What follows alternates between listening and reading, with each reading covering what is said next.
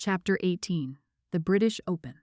As the sun rose over the lush greens of St. Andrews, the tension between Mountain and Austen hung heavy in the air, casting a shadow over their, usually friendly, rivalry. Each stroke felt like an explosion of thunder echoing through the verdant landscape, the weight of their rivalry palpable with every single swing of each of their mighty clubs. In the first round, Mountain's shots were like arrows guided by the hand of a master archer, finding their mark with uncanny precision. Yet Austen's game was a tempest, his drives like lightning bolts streaking across the fairways, electrifying the atmosphere with each strike.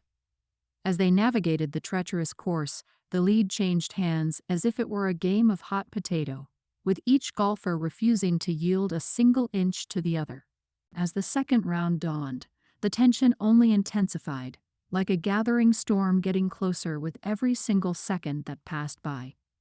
With each passing hole, the pressure mounted even further, weighing heavily on both of the two men's shoulders like a burden almost too great to bear. Mountain fought valiantly to reclaim his lead, his determination burning like a beacon in the fog of competition. Yet Austen's resolve was utterly unshakable, and his focus as sharp as the blade of a sword, carving through the challenges with surgical precision. By the time the third round began, the tension had reached a fever pitch, like a kettle on the brink of boiling over. Every shot felt like a dagger aimed at the heart of their opponent, each putt a test of nerves that threatened to unravel the fabric of their rapidly exhausting composure. As they battled through the swirling winds and undulating greens, the gallery watched with bated breath, their anticipation hanging in the air like a thick, soupy fog. And so, as the final round finally loomed on the horizon, the tension was at its peak, as if it were a coiled spring ready to snap at any given moment. With the British Open now on the line, Mountain and Austen stood on the precipice of greatness, their destinies intertwined like the branches of a gnarled oak tree. Each shot was a test of both their skill and resolve, and each hole a crucible in which their metal was forged anew.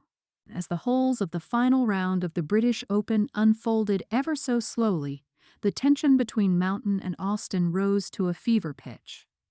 With each stroke, the gallery held its breath, eager to witness the outcome of this epic duel between two titans of the sport. From the opening tee shot to the very last putt, every hole was a battleground, with Mountain and Austen trading blows like prize fighters in the ring. The course itself seemed to conspire against them, with its narrow fairways and treacherous bunkers testing their skill and resolve at every single turn.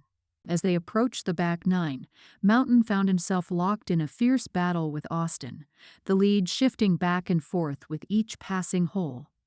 With just a single stroke separating them, the pressure mounted with each passing shot, with the weight of expectation threatening to crush Mountain's spirits.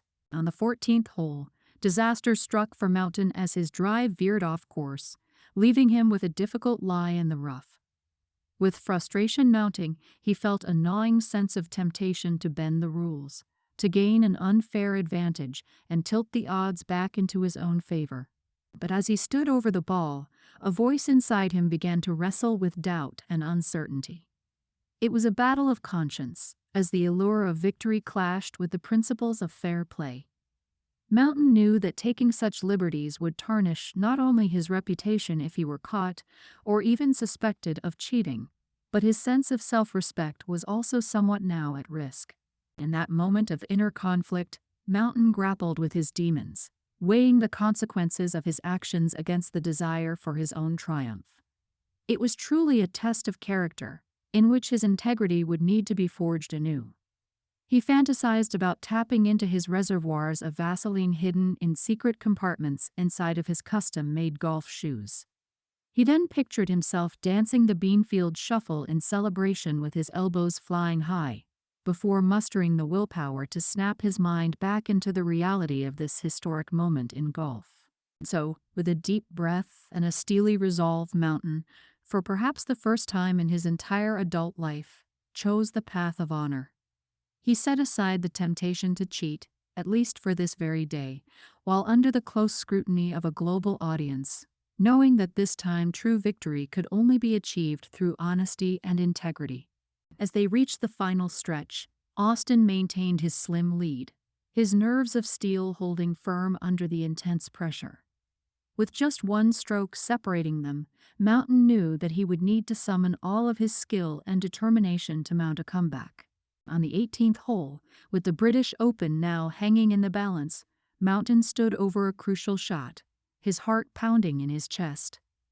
As he lined up the shot, he felt the weight of the moment bearing down on him, the temptation to take shortcuts almost overwhelming. But in that decisive moment, Mountain found the strength to stand tall in his own skin and resist the urge to cheat. However, Mountain, in that very instant, was not sure if he had risen above cheating or just could not figure out a good way to do so. With a steady hand and unwavering focus, he sank only a mere mortal 2-putt, thus sealing Austin's victory by the narrowest of margins, just one stroke. And as the final scores were counted and the crowd erupted in applause, Mountain knew that he had lost the British Open to Austin by only the narrowest of margins. But he also knew that he had won a far greater victory, the victory of character over temptation, and of integrity over deceit. And as he shook Austin's hand in congratulations, he felt a profound sense of pride, knowing that he had played the game with both honor and dignity until the very end. In the story that had just unfolded, Mountain was able to find a way to cast himself in the role of the hero, even if only with his inner voice. However, this train of thought quickly veered off the tracks. As not very long after the tournament, while Mountain watched his close friend Austin revel in the accolades of his hard-earned win, he secretly regretted the fact that he was unable to find a proper way to seal his own victory, even if that did mean taking certain actions that most of the rather judgmental golfing community would have likely considered to be cheating.